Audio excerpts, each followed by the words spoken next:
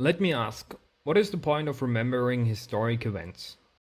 Why should we remember the events of 1915, be it a genocide or not?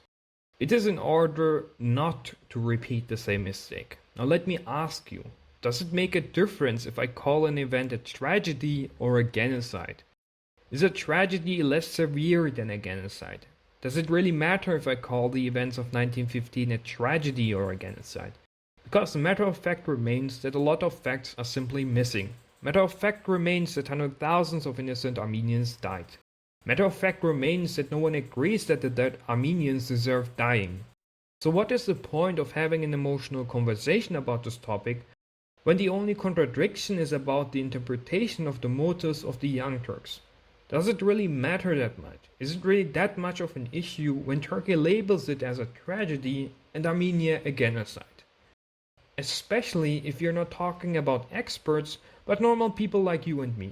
After all, I don't know Ottoman Turkish, I'm not an expert in this field, I can't verify any of the things I mentioned, and likely you can't either. If experts find new facts, so be it, but if experts contradict each other, why should I call one or the other side or interpretation wrong? Why should I accuse the other side of propaganda? Does Turkey do propaganda in this topic? Yes, but so does Armenia, so does every other nation about their national origin. There is no reason to believe that everything pro-Turkish is right or wrong, and there is no reason to believe that everything pro-Armenian is right or wrong. Could it be that the Ottoman government genuinely wanted to safely deport the Armenians, and that locals as well as some soldiers acted against the wishes of the Ottoman government, resulting in atrocities among the deported Armenians? Yes. Could the contrary be possible as well? Yes. Could it be possible that the number of dead Armenians are vastly over-exaggerated? Yes. Could it be possible that the number of dead Armenians are vastly underestimated by pro-Turkish experts? Yes. There's really no point to talk about things we don't know for sure and where facts are simply missing. And I do not believe that filling in the gaps with national agendas, wishful thinking, or the personal family story makes much sense. I am personally from Gümüşhane, and my grandfather said that his grandfather was tortured by his Armenian neighbors. Could this be a true story? Yes. Could this be a wrong story? Yes. The point is that I personally can't verify it, and that it really doesn't matter, because whether it happened or not, it is no reason for me to hate Armenians. It's no reason to interpret the events of 1915 in a completely different way. It is no reason to take a different lesson out of this entire mess. The lesson here is that these things should not happen again, and that is not something anyone disagrees with. But, and this is a gigantic but, people want only the Turkish side to take a lesson out of this entire mess, and yes, Turkey should work better on teaching its people about what is a fact and what isn't, so comments like Armenian genocide never happened and if it happened they deserved it should not appear at all. However, and this is the big picture for the Turkish side, why are we never talking about the atrocities the Greek, Bulgar, Serbian, Armenian or Russian side conducted? How are we breaking the events of 1915 to Turks alone when the army, the locals, the region we talk about was full of multi-ethnic people? Why are the atrocities of the ARF completely ignored? Why is the mass exodus of Muslims into Anatolia, which rose to tensions and hatred between the religious communities in the first place, never talked about? Why is the reaction of the international community at that time, which ignored the suffering of millions of Muslims, never criticized?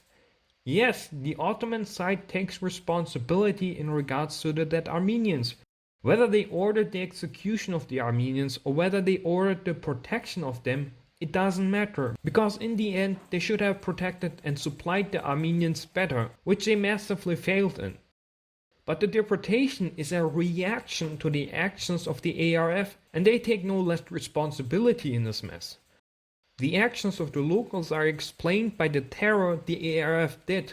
It is explained by the purge of Muslims from Armenia, especially in and around Yerevan, which used to be a predominantly Muslim region before the Russians conquered the area in the 1820s, purged the Muslims out, and settled Armenians in, which were quite happy to do so.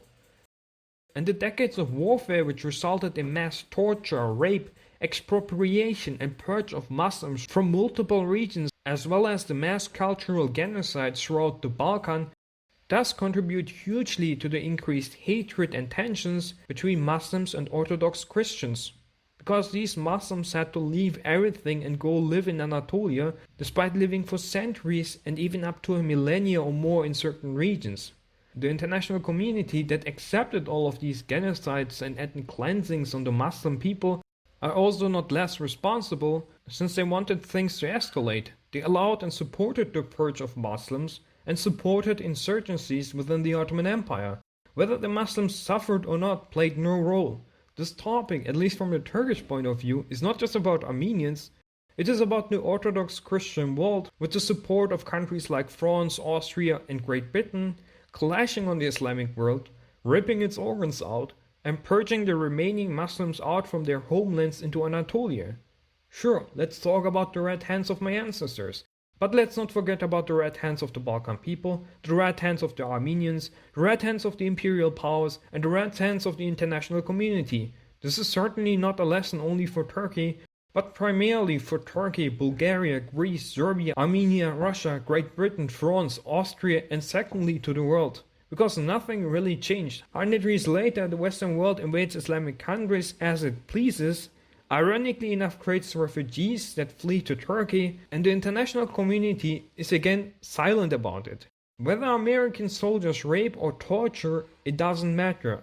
Whether ethnic or religious tensions in Anatolia increase, it doesn't matter. Whether pushing millions of Muslims into poverty and making them into refugees, it doesn't matter. The lessons of the 19th and 20th century are not learned. People are so full of their national pride and their superiority complex that we experience the same shit that happened in the 19th and 20th century. This is a failure not just to the people that had to experience all of the misery back then, but to the human species and the international community itself that exists as we speak. You may call this whataboutism, but from the Turkish point of view, all of this is relevant to the events of 1915. Let me quote you a part from William H. Olds' book. One day, not 100 yards from the train, and in view of all, a woman took her 2 children about 5 and 3 years old and plunged a dagger into each of their hearts. In interrogation, she stated she had done so to prevent the possibility of them experiencing the same misery she had already gone through, the wretchedness she was now enduring, and that still loomed in the distance. This is a Muslim that got purged out of Rumeli in the late 1870s. This could be a woman of Armenian origin from 1915. This could be a Bulgar woman after the Batak massacre. If you have a shred of empathy, you will understand the horrors the Armenian side went through, but you will also understand the horrors the Turkish Islamic side went through. You will understand the horrors each and every side went through, because each and every side experienced the same thing. Whether the degree was larger or smaller is of little importance here. The 19th and early 20th century is not a lesson for Turkey, it is a lesson for everyone, and it should be treated as a lesson for everyone.